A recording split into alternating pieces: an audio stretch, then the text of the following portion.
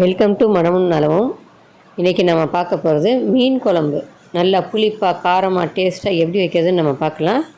இந்த மீன் குழம்பு ரொம்ப சூப்பராக இருக்கும். நான் இப்போ கலங்கா மீன் எடுத்து மீன் குழம்பு செய்கிறேன். உங்களுக்கு எந்த மீன் வேணுமோ அந்த மீன் சேர்த்துக்குங்க.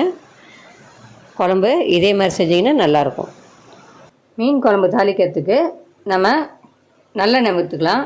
நல்லெண்ணெய் தான் மீன் குழம்புக்கு நல்ல வாசனை கொடுக்கும். அதனால் நல்லெண்ணெய் ஒரு 50 கிராம் எடுத்துக்குங்க. நான் வைக்கிற குழம்பு ஒரு 4 பேர் சாப்பிட்ற மாதிரி வைக்கிறேன்.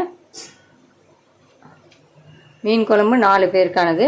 ஒரு 50 கிராம் நல்லெண்ணெய் எடுத்துக்கோங்க. நல்லெண்ணெய் சூடாகிடுச்சு. நம்ம இப்போது கடுகு போட்டுக்கலாம். ஒரு அரை டீஸ்பூன் கடுகு உளுத்தம்பருப்பு போட்டுக்குங்க. கடுகு பொரிஞ்சிடுச்சு. இப்போது வெந்தயம் ஒரு 1/4 டீஸ்பூன் வெந்தயம் சேர்த்துக்குங்க. வெந்தயம் போட்ட உடனே கருவேப்பிலை போட்டுடுங்க. வெந்தயம் தீஞ்சு போயிடும். இப்போது வெங்காயம், சின்ன வெங்காயம் நான் கட் பண்ணி வச்சுருக்கேன். சின்ன வெங்காயம் ஒரு 2 கையளவு சின்ன வெங்காயம் எடுத்திருக்கேன். 2 பச்சை மிளகாய்,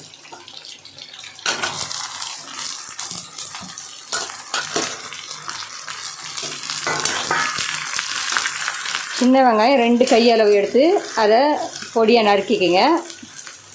அதோடு சேர்த்து ஒரு 2 பச்சை மிளகாய்,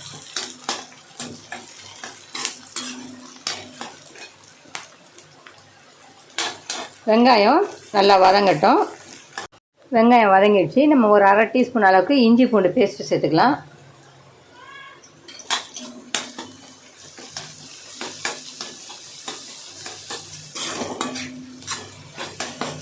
நல்லா வதங்கணும். ஒரு நிமிஷம் வதக்குங்க.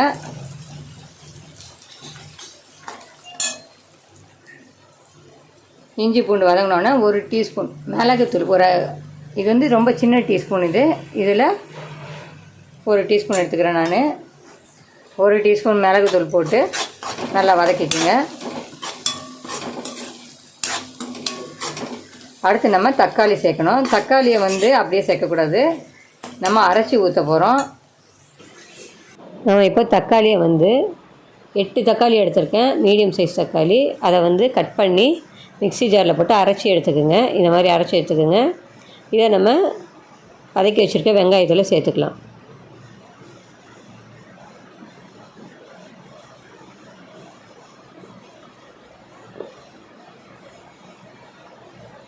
இதை நல்லா கிளறி அந்த மிக்ஸி ஜாரில் இருக்கிறத கூட நம்ம கழுவி ஊற்றி வதக்கிக்கலாம். ஒரு 5 நிமிஷம் வதங்கட்டும். அதுக்குள்ளே நம்ம புளி கரைச்சிக்கலாம். புளி இந்த அளவுக்கு எடுத்துக்கோங்க. இதை நல்லா கரைச்சி சுத்தமாக வடிகட்டி எடுத்துக்கோங்க. திப்பி இல்லாமல் எடுத்துக்கோங்க. நாம் இப்போ குழம்புக்கு தனியா சேர்த்த மிளகாத்தூள், 1 கிலோ மிளகாய்க்கு 1 கிலோ தனியா போட்டு அரைச்சி வச்சுருக்கேன் நான். அந்த மிளகாத்தூள் நான் எடுக்கிறேன் 1க்கு 1. அந்த மிளகாத்தூளில் நான் 4 டீஸ்பூன் சேர்த்துக்கிறேன். 4 டீஸ்பூன் மிளகாத்தூள், 1 டீஸ்பூன் மஞ்சத்தூள்.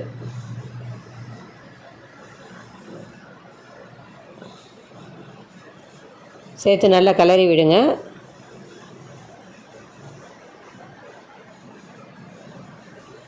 உப்பு ஒரு 3 டீஸ்பூன் உப்பு. இந்த அளவு உங்களுக்கு கரெக்டாக இருக்கும். சப்போஸ் உங்களுக்கு டேஸ்ட்டுக்கு ஏற்ற மாதிரி நீங்கள் உப்பு கொஞ்சம் கூடுதலாக குறைச்சி போட்டுக்குங்க.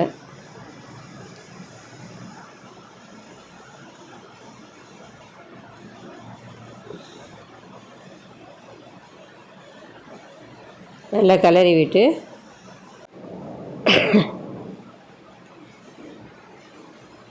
நல்லா கரைச்சி வச்சுருக்க புளியை சேர்த்துக்குங்க.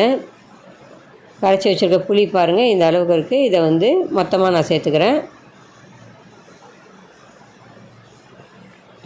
நல்லா கலந்து விடுங்க.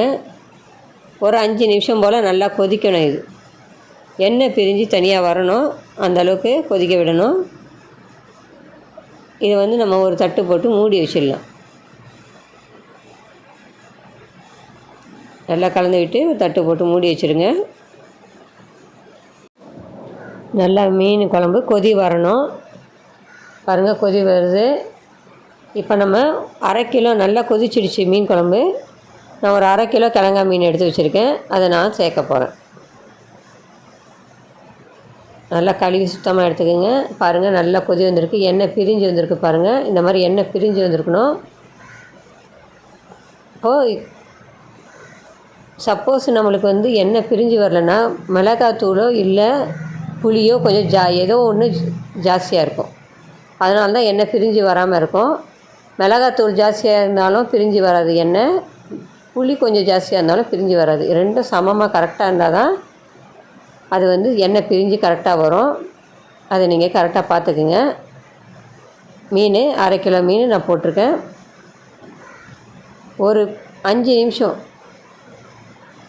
ஒரு கொதி வந்தாலே போதும், மீன் வெந்துடும். ஒரு கொதி வந்தோடனே நம்ம மூடி அப்படியே வச்சிடலாம். ஒரு 10 நிமிஷம் வச்சுட்டு அதுக்கப்புறம் வந்து நம்ம எடுத்து சாப்பிட்டோன்னா நல்லா சூப்பராக இருக்கும். டேஸ்ட்டு வந்து மீன்லெல்லாம் நல்லா இறங்கியிருக்கும். ஒரு 10 நிமிஷம் வெயிட் பண்ணணும். 10 நிமிஷம் வெயிட் பண்ணிட்டு தான் சாப்பிட்ணும். உடனே வந்து சாப்பிடக்கூடாது.